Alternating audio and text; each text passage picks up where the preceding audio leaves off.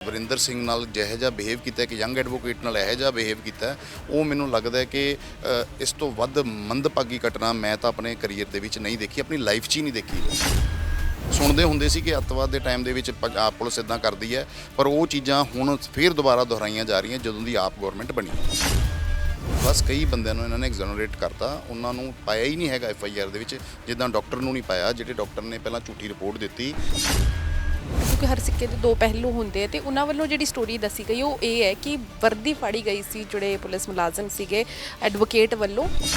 ਅਸ਼ਲੀਲ ਦੱਸਿਆ ਕਿ ਉਹਨਾਂ ਨੇ ਇਹ ਅਸ਼ਲੀਲਤਾ ਮੇਰੇ ਨਾਲ ਪੁਲਿਸ ਵਾਲਿਆਂ ਨੇ ਕੀਤੀ ਹੈ, ਤਾਂ ਉਹਨਾਂ ਨੇ ਇੱਥੇ ਬ੍ਰੈਕਟ ਦੇ ਵਿੱਚ ਨੋਟ ਕੀਤਾ ਸਪੈਸ਼ਲ ਕਿ ਜਦੋਂ ਇਹ ਲਾਈਨ ਬੋਲ ਰਹੇ ਸੀ ਤਾਂ ਇਹ ਰੋਣ ਲੱਗ ਗਿਆ ਆਦਮੀ ਤੇ ਅਨਕੌਂਸ਼ੀਅਸ ਹੋ ਗਿਆ, ਇਹਨੂੰ ਪਾਣੀ ਪਿਆ ਕੇ ਇਹਨੂੰ ਬਿਠਾਇਆ ਗਿਆ ਤੇ ਉਸ ਤੋਂ ਬਾਅਦ ਇਹਦੀ ਮੈਂ ਦੁਬਾਰਾ ਸਟੇਟਮੈਂਟ ਰਿਕਾਰਡ ਕਰਨ ਲੱਗਿਆ। SSP ਸਾਹਿਬ ਦੀ ਹਾਈ ਹੈਡਨੈਸ ਇਹ ਦੱਸ ਰਹੀ ਹੈ ਕਿ ਉਹਨਾਂ ਨੇ ਆਪਣੇ ਮੁਲਾਜ਼ਮਾਂ ਨੂੰ ਪ੍ਰੋਟੈਕਟ ਕਰਨ ਲਈ ਬਾਰ ਐਸੋਸੀਏਸ਼ਨ ਮੁਕਤਸਰ ਸਾਹਿਬ ਦੇ ਪ੍ਰਧਾਨ ਨੂੰ ਉਹਨਾਂ ਨੂੰ ਨਹੀਂ ਮਿਲੇ, ਉਹਨਾਂ ਦਾ ਡੈਲੀਗੇਸ਼ਨ ਲਿਆ, ਸੈਸ਼ਨ ਜੱਜ ਦੇ ਫੋਨ ਕਾਲ ਨਹੀਂ ਪਿਕ ਕੀਤੇ। ਪੁਲਿਸ ਜਿਹੜੀ ਰੱਖਿਆ ਲਈ ਬਣੀ ਹੈ, ਸਾਡੀ ਰੱਖਿਆ ਲਈ ਬਣੀ ਹੈ, ਤੇ ਉਹੀ ਸਾਡੇ ਦੇ ਉੱਤੇ ਅਣਮਨੁੱਖਾ ਤਸ਼ੱਦਦ ਕਰਨ ਲੱਗ ਗਈ।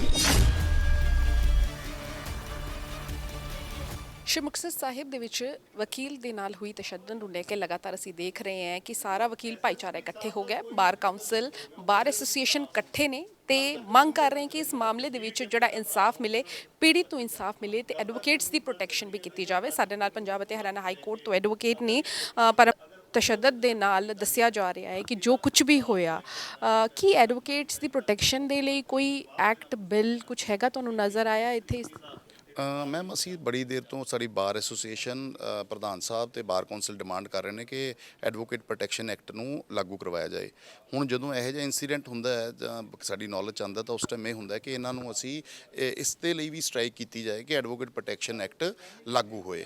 ਜਿਸ ਢੰਗ ਦੇ ਨਾਲ ਬਿਹੇਵ, ਤੁਹਾਨੂੰ ਸਾਰੀ ਗੱਲ ਦੱਸੀ ਹੈ ਕਿ ਵਰਿੰਦਰ ਸਿੰਘ ਨਾਲ ਜਿਹੋ ਜਿਹਾ ਬਿਹੇਵ ਕੀਤਾ ਕਿ ਯੰਗ ਐਡਵੋਕੇਟ ਨਾਲ ਇਹੋ ਜਿਹਾ ਬਿਹੇਵ ਕੀਤਾ, ਉਹ ਮੈਨੂੰ ਲੱਗਦਾ ਕਿ ਇਸ ਤੋਂ ਵੱਧ ਮੰਦਭਾਗੀ ਘਟਨਾ ਮੈਂ ਤਾਂ ਆਪਣੇ ਕਰੀਅਰ ਦੇ ਵਿੱਚ ਨਹੀਂ ਦੇਖੀ, ਆਪਣੀ ਲਾਈਫ 'ਚ ਹੀ ਨਹੀਂ ਦੇਖੀ, ਇੰਨੀ ਮੰਦਭਾਗੀ। ਸੁਣਦੇ ਹੁੰਦੇ ਸੀ ਕਿ ਅੱਤਵਾਦ ਦੇ ਟਾਈਮ ਦੇ ਵਿੱਚ ਪੰਜਾਬ ਪੁਲਿਸ ਇੱਦਾਂ ਕਰਦੀ ਹੈ, ਪਰ ਉਹ ਚੀਜ਼ਾਂ ਹੁਣ ਫਿਰ ਦੁਬਾਰਾ ਦੁਹਰਾਈਆਂ ਜਾ ਰਹੀਆਂ ਜਦੋਂ ਦੀ ਆਪ ਗਵਰਨਮੈਂਟ ਬਣੀ ਹੈ। ਪਰਮ ਜੀ, ਜਿਹੜਾ 164 ਦੇ ਬਿਆਨ ਲਿੱਤੇ ਹੈ ਉਸ ਵਿੱਚ ਸਾਰਾ ਕੁਝ ਜਿਹੜਾ ਹੈ ਉਹਨੇ ਬਿਆਨ ਕੀਤਾ ਹੈ, ਕੀ ਕੁਝ ਲੱਗਦਾ ਹੈ ਕਿ ਜਿਸ ਹਿਸਾਬ ਨਾਲ ਟੌਰਚਰ ਹੋਇਆ ਹੈ, ਅਜਿਹੇ ਕੇਸਿਸ ਦੇ ਵਿੱਚ ਕਿਹੜੀ ਧਾਰਾਵਾਂ ਲੱਗਣੀ ਚਾਹੀਦੀ ਹੈ ਤੇ ਜਿਹੜੀ ਅਣਦੇਖੀ ਕੀਤੀ ਗਈ ਉਸ ਵੇਲੇ at the spot of arrest?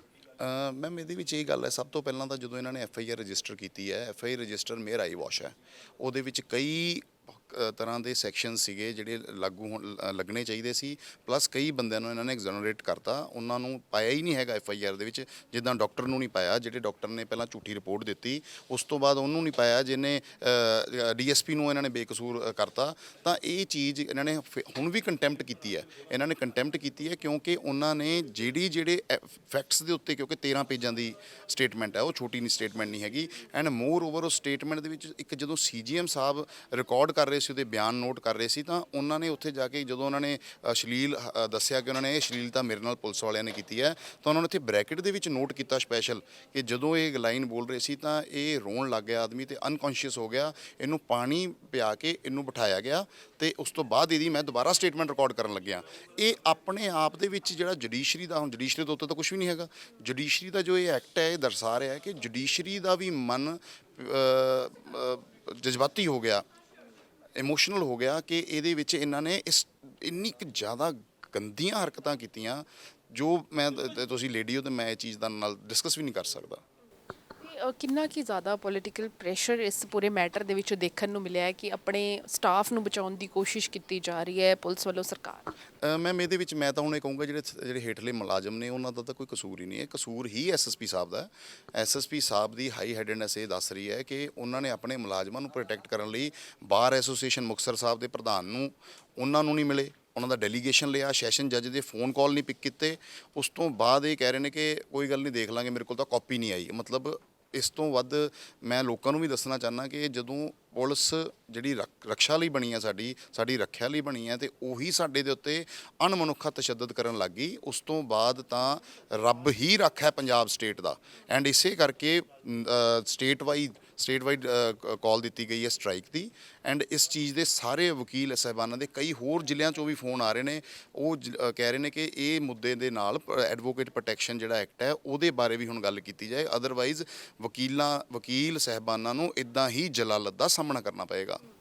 Paramjit, ਜਿਸ ਤਰੀਕੇ ਨਾਲ ਇਹ ਘਟਨਾ ਸਾਹਮਣੇ ਆਈ ਹੈ, ਸਾਰਾ ਵਕੀਲ ਭਾਈਚਾਰਾ ਤਾਂ ਇਕਜੁੱਟ ਨਜ਼ਰ ਆ ਰਿਹਾ ਹੈ, ਲੇਕਿਨ ਕਿਤੇ ਨਾ ਕਿਤੇ ਜਿਹੜਾ ਇਸ ਵਿੱਚ ਪੂਰੇ ਮੈਟਰ ਤੇ, ਕਿਉਂਕਿ ਹਰ ਸਿੱਕੇ ਦੇ ਦੋ ਪਹਿਲੂ ਹੁੰਦੇ ਆ, ਤੇ ਉਹਨਾਂ ਵੱਲੋਂ ਜਿਹੜੀ ਸਟੋਰੀ ਦੱਸੀ ਗਈ ਉਹ ਇਹ ਹੈ ਕਿ ਵਰਦੀ ਫਾੜੀ ਗਈ ਸੀ ਜਿਹੜੇ ਪੁਲਿਸ ਮੁਲਾਜ਼ਮ ਸੀਗੇ ਐਡਵੋਕੇਟ ਵੱਲੋਂ, ਤਾਂ ਉਹਨਾਂ ਨੂੰ ਅਰੈਸਟ ਕੀਤਾ ਗਿਆ। ਇਹ ਸਾਰੀ ਚੀਜ਼ ਮੈਮ ਚਲੋ ਇਸ ਚੀਜ਼ ਦੇ ਤੇ ਵੀ ਗੱਲ ਆਪਾਂ ਡਿਸਕਸ ਕਰ ਲੈਂਦੇ ਆ ਕਿ ਪਹਿਲੀ ਗੱਲ ਤਾਂ ਹੁਣ ਤੱਕ ਪੁਲਿਸ ਇੰਨਾ ਸੌਖਾ ਡਿਪਾਰਟਮੈਂਟ ਨਹੀਂ ਹੈ। ਹੁਣ ਤੱਕ ਉਹਨਾਂ ਨੇ ਵੀਡੀਓਜ਼ ਲੀਕ ਕਰ ਦੇਣੀਆਂ ਸੀਗੀਆਂ ਕਿ ਸਾਡੇ ਇੱਥੇ ਕੈਮਰੇ CCTV ਹਰ ਗਾਈਡਲਾਈਨਸ ਨੇ, ਕੈਮਰੇ ਇੰਸਟਾਲਡ ਨੇ, ਉਹ ਪ੍ਰੋਡਿਊਸ, ਜਿੱਦਾਂ ਕਲੇਰ ਸਾਹਿਬ ਨੇ ਪਹਿਲਾਂ ਵੀ ਕਿਹਾ ਕਿ ਕੋਈ ਤਾਂ CCTV ਵਗੈਰਾ ਸਾਡੇ ਸਾਹਮਣੇ ਪ੍ਰੋਡਿਊਸ ਕਰੋ ਜਿੱਥੇ ਵਕੀਲ ਨੇ ਮੁਲਾਜ਼ਮ ਦੀ ਵਰਦੀ ਪਾੜੀ। ਚਲੋ ਮੰਨ ਲਿਆ, ਇੱਕ ਆਪਾਂ ਆਰਗੂਮੈਂਟ ਦੇ ਸੇਕ ਤੇ ਆਪਾਂ ਕਹਿੰਦੇ ਆ ਕਿ ਆਪਾਂ ਮੰਨ ਲਿਆ ਕਿ ਵਰਦੀ ਪਾੜਨ ਤੋਂ ਬਾਅਦ ਕੀ ਇਹੋ ਜਿਹਾ ਮਨੁੱਖਾ ਤਸ਼ੱਦਦ ਕਰ ਸਕਦੀ ਹੈ ਪੁਲਿਸ? ਲਾਇਸੈਂਸ ਮਿਲ ਗਿਆ ਪੁਲਿਸ ਨੂੰ। ਪੁਲਿਸ ਅੱਜ ਦੀ ਡੇਟ ਦੇ ਵਿੱਚ ਜੋ ਪੰਜਾਬ ਦੇ ਹਾਲਾਤ ਨੇ, ਇਹਨਾਂ ਦੇ ਉੱਤੇ ਕੋਈ ਨਕੇਲ ਨਹੀਂ, ਇਹ ਫ੍ਰੀ ਹੈਂਡਡ ਚੱਲ ਰਹੇ ਨੇ, ਕੋਈ ਸਿਸਟਮ ਨਹੀਂ, ਕੋਈ ਐਡਮਿਨਿਸਟ੍ਰੇਸ਼ਨ ਨਹੀਂ, ਕੋਈ ਡਾਇਰੈਕਸ਼ਨ ਨਹੀਂ।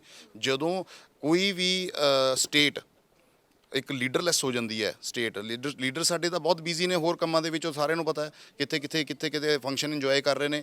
ਉਹ ਜਦੋਂ ਨਹੀਂ ਸਾਰਾ ਸਿਸਟਮ ਹੁੰਦਾ, ਉਦੋਂ ਹੀ SSP ਵਿੱਚ ਇੰਨੀ ਦਲੇਰੀ ਆ ਜਾਂਦੀ ਹੈ ਕਿ ਮੈਂ ਕੁਝ ਵੀ ਕਰਾਂ ਤਾਂ ਮੇਰੇ ਤੇ ਕੋਈ ਐਕਸ਼ਨ ਇਨੀਸ਼ੀਏਟ ਹੀ ਨਹੀਂ ਹੋ ਸਕਦਾ। ਸਭ ਤੋਂ ਵੱਡੀ ਗੱਲ ਇਹ ਹੈ ਕਿ ਜਦੋਂ SSP ਸਾਹਿਬ ਨੂੰ 22 ਤਰੀਕ ਦੇ ਆਰਡਰ ਮਿਲੇ ਹੋਏ ਨੇ, ਉਹ ਤਾਂ ਜੁਡੀਸ਼ਰੀ ਦਾ ਤਾਂ ਇੰਨਾ ਡਰ ਹੁੰਦਾ ਕਿ ਨਾਲ ਦੀ ਨਾਲ ਪੁਲਿਸ ਪਰਚਾ ਦੇ ਦਿੰਦੀ ਹੈ, ਪਰ ਉਹ ਕਹਿੰਦੇ ਨੇ ਆਰਡਰ ਨੂੰ ਸਮਝਦੇ ਕੁਝ ਨਹੀਂ, ਅਸੀਂ ਰਿਵੀਜ਼ਨ ਫਾਈਲ ਕਰਾਂਗੇ, ਉਹਦਾ ਵੀ ਲਿਮਿਟੇਸ਼ਨ ਪੀਰੀਅਡ ਹੈ। ਇਹਦਾ ਮਤਲਬ ਇਹ ਹੈ ਹੁਣ ਵੀ ਇਹ ਚਲਾਕੀਆਂ ਕਰ ਰਹੇ ਨੇ। ਹੁਣ ਇਹ ਲੋਕਾਂ ਨੂੰ ਨਾਲ ਲਾ ਕੇ ਆਪਣੇ ਕੁਛ ਜਿਹੜੇ ਉੱਥੋਂ ਦੇ ਇਹਨਾਂ ਦੇ ਹਮਾਇਤੀ ਹੋਣਗੇ ਉਹਨਾਂ ਤੋਂ ਪ੍ਰੋਟੈਸਟ ਕਰਵਾ ਰਹੇ ਨੇ ਕਿ ਪੁਲਿਸ ਨੇ ਤਾਂ ਜੀ ਬਹੁਤ ਚੰਗਾ ਕੰਮ ਕੀਤਾ। ਅਗਰ ਕੋਈ ਉਹਨਾਂ ਦੇ ਨਾਲ ਵਕੀਲ ਇੱਕ ਕਲਾਇੰਟ ਨੂੰ ਪ੍ਰੋਟੈਕਟ ਕਰਨ ਗਿਆ ਤਾਂ ਤੁਸੀਂ ਵਕੀਲ ਨੂੰ ਨਾਲ FIR ਦੇ ਵਿੱਚ ਰੱਖ ਕਿੱਦਾਂ ਸਕਦੇ ਹੋ? ਕੀ ਵਕੀਲ ਤੋਂ ਕੁਝ ਰਿਕਵਰ ਹੋਇਆ?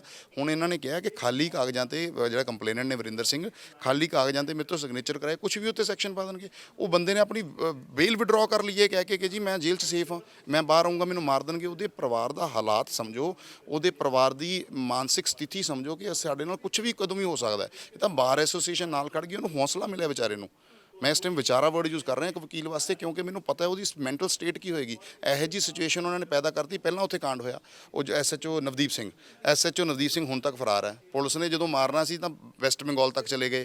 ਜਦੋਂ ਇਹਨਾਂ ਨੂੰ ਮਾਰਿਆ ਇਹਨਾਂ ਦੇ ਕਿਸੇ ਬੰਦੇ ਨੂੰ, ਉਦੋਂ ਹੀ ਵੈਸਟ ਬੰਗਾਲ ਤੱਕ ਜਾ ਕੇ ਇਨਕਾਊਂਟਰ ਕਰ ਆਏ। ਤੇ ਜਦੋਂ ਇਹਨਾਂ ਦੇ ਉੱਤੇ ਮੁੱਦਾ ਆਇਆ, ਜਦੋਂ ਇਹਨਾਂ ਕਰਨਾ ਸੀਗਾ, ਤਾਂ ਇਹਨਾਂ ਨੂੰ ਆਰਡਰ ਦੀ ਕਾਪੀ ਵੀ ਨਹੀਂ ਮਿਲ ਰਹੀ ਹੈਗੀ ਤੇ ਪੁਲਿਸ ਨੇ ਕੁਝ ਕੀਤਾ ਵੀ ਨਹੀਂ, ਤੇ ਕੋਈ ਆਰਡਰ ਵੀ ਕੰਪਲਾਈ ਨਹੀਂ ਕਰ ਰਹੇ। ਮਤਲਬ ਜੱਜ ਦਾ ਆਰਡਰ ਨਹੀਂ ਕੰਪਲਾਈ ਕਰ ਰਹੇ। ਫਿਰ ਤਾਂ ਇੱਕੋ ਹੀ ਤਰੀਕਾ ਸਾਡੇ ਕੋਲ ਰਹਿ ਜਾਂਦਾ, ਐਜੀਟੇਸ਼ਨ ਕਰ ਰਹੇ ਹਾਂ। ਅਸੀਂ ਕਰਾਂਗੇ ਜਦੋਂ ਤੱਕ ਨਹੀਂ ਸਾਡੀਆਂ ਡਿਮਾਂਡਸ ਫੁਲਫਿਲ ਹੁੰਦੀਆਂ। ਇਸ ਤੋਂ ਇਲਾਵਾ ਕੀ ਹਾਈ ਕੋਰਟ ਮੂਵ ਕਰਨ ਦੀ ਸੋਚ ਰਹੇ ਹੋ ਔਰ ਪੀੜਿਤ ਪਰਿਵਾਰ ਨਾਲ ਗੱਲਬਾਤ ਹੋਈ ਹੈ? ਮੈਮ ਇਹਦਾ ਇਹ ਫੈਸਲਾ ਹੁੰਦਾ ਹੈ ਜਨਰਲ ਹਾਊਸ ਦਾ। ਜਨਰਲ ਹਾਊਸ ਇਜ਼ ਸੁਪਰੀਮ, ਹਰ ਚੀਜ਼ ਤੋਂ ਸੁਪਰੀਮ ਹੈ ਜਨਰਲ ਹਾਊਸ ਨੇ ਇਹ ਫੈਸਲਾ ਲਿੱਤਾ ਅੱਜ ਕਿ ਅਸੀਂ ਕੋਈ ਪਟੀਸ਼ਨ ਨਹੀਂ ਫਾਈਲ ਕਰਾਂਗੇ। ਅਸੀਂ ਪਹਿਲਾਂ ਐਜੀਟੇਟ ਕਰਾਂਗੇ, ਜਦੋਂ ਤੱਕ ਸਾਡੀ ਡਿਮਾਂਡਸ ਫੁਲਫਿਲ ਨਹੀਂ ਹੁੰਦੀਆਂ ਅਸੀਂ ਕੰਮ ਨਹੀਂ ਕਰਾਂਗੇ। ਐਂਡ ਮੈਂ ਬਹੁਤ ਧੰਨਵਾਦੀ ਹਾਂ ਬਾਰ ਕੌਂਸਲ ਮੈਂਬਰਸ ਦਾ ਜਿਨ੍ਹਾਂ ਨੇ ਸਾਥ ਦਿੱਤਾ ਉਹਨਾਂ ਦੇ ਵਿੱਚ ਵੀ ਕੋਈ ਵਿੱਚ ਦੋ ਫਾੜ ਹੋ ਜਾਂਦੇ ਨੇ ਗਰੁੱਪ, ਤੇ ਉਹਨਾਂ ਦਾ ਬਹੁਤ ਧੰਨਵਾਦੀ ਹਾਂ। ਤੇ ਬਾਰ ਐਸੋਸੀਏਸ਼ਨ ਦੇ ਪ੍ਰਧਾਨ GBS ਢਿੱਲੋਂ ਜੀ ਦਾ ਵੀ ਬਹੁਤ ਧੰਨਵਾਦੀ ਹਾਂ ਕਿ ਉਹਨਾਂ ਨੇ ਸਾਡੀ ਕਾਲ ਦੇ ਉੱਤੇ, ਸਾਡੀ ਰਿਕੁਐਸਟ ਦੇ ਉੱਤੇ ਉਹਨਾਂ ਨੇ ਸਟ੍ਰਾਈਕ ਕਾਲ ਕੀਤੀ ਤੇ ਸੂਓ ਮੋਟੋ ਲੈ ਕੇ ਇਸ ਚੀਜ਼ ਨੂੰ ਸੀਨੀਅਰ ਆਫੀਸਰਸ, ਚੀਫ ਜਸਟਿਸ ਤੱਕ ਸਾਰਿਆਂ ਨਾਲ ਡਿਸਕਸ ਕੀਤਾ ਇਹ ਚੀਜ਼। Thank you. ਤੇ ਸੀਗੇ ਸਾਡੇ ਨਾਲ ਪਰਮ ਬਾਜਵਾ, ਜਿਨ੍ਹਾਂ ਨੇ ਕਿਹਾ ਕਿ ਫਿਲਹਾਲ ਜਿਹੜਾ ਹੈ ਹਾਈ ਕੋਰਟ ਪਟੀਸ਼ਨ ਨਹੀਂ ਦਾਖਲ ਕੀਤੀ ਜਾਏਗੀ ਕਿਉਂਕਿ ਜਨਰਲ ਹਾਊਸ ਨੇ ਫੈਸਲਾ ਲੈਣਾ ਹੁੰਦਾ ਹੈ, ਲੇਕਿਨ ਕਿਤੇ ਨਾ ਕਿਤੇ ਜਿਹੜਾ ਇਨਸਾਫ ਦੀ ਮੰਗ ਜ਼ਰੂਰ ਕਰ ਰਹੇ ਕਿ ਐਜੀਟੇਸ਼ਨ ਉਹਨਾਂ ਦਾ ਜਾਰੀ ਰਹੇਗਾ ਜਦ ਤੱਕ ਇਨਸਾਫ ਨਹੀਂ ਮਿਲੇਗਾ। ਕੈਮਰਾ ਪਰਸਨ ਅਮਿਤ ਦੇ ਨਾਲ ਪੂਜਾ ਵਰਮਾ, ਸਾਂਝਾ TV, ਚੰਡੀਗੜ੍ਹ।